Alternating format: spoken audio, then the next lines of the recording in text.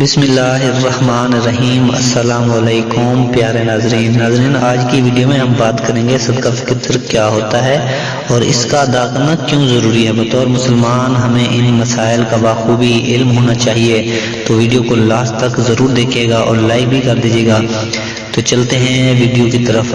صدقہ فطر کیا ہے کہ آپ جتنے بچے پال رہے ہیں سب کے سر کا صدقہ نکالیں گے اور یہ صدقہ فطر کہلائے گا۔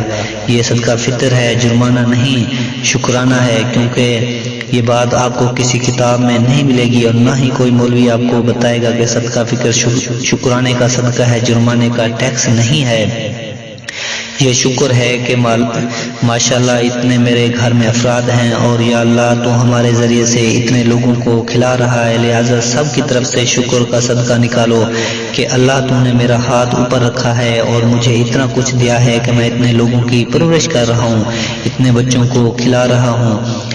اللہ تعالیٰ کی طرف سے یہ بہت بڑی نعمت ہے کہ کھلانا تو اللہ تعالیٰ کا کام ہے، اللہ تعالیٰ کی صفت ہے رزق دینا، چاہے کوئی شکر گزار ہو یا نہ ہو، تجھے اللہ نے توفیق دی کہ تو کھلا رہا ہے، لہٰذا اس کا شکر میں مزید پیسے تجھے جمع کرانے پڑیں گے۔ فیملی پلانے والوں کے نظریات پہ وہ کہتے ہیں 2 بچے نعمت ہیں، 2 بچے نعمت ہوتے ہیں تو 10 بچوں پہ شکرانہ کم ہوتا، 2 پہ زیادہ ہوتا۔ اتنی بڑی نعمت صرف 2 بچے ہیں، ہر ایک کا شکرانہ الگ سے ہے، لہٰذا اس کا بھی 2.25 کلو گندم یا 2.25 کلو گندم ہے۔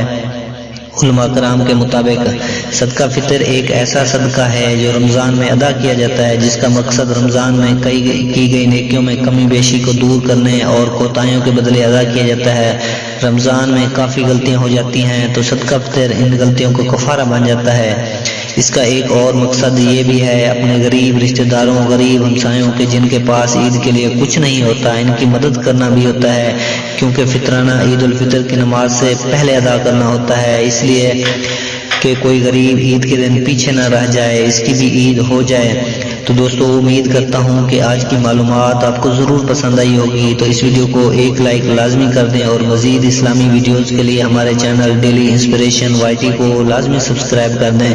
ملتے ہیں نیکسٹ ویڈیو میں، تب تک کے لیے اپنا خیال رکھیے گا۔ اللہ حافظ۔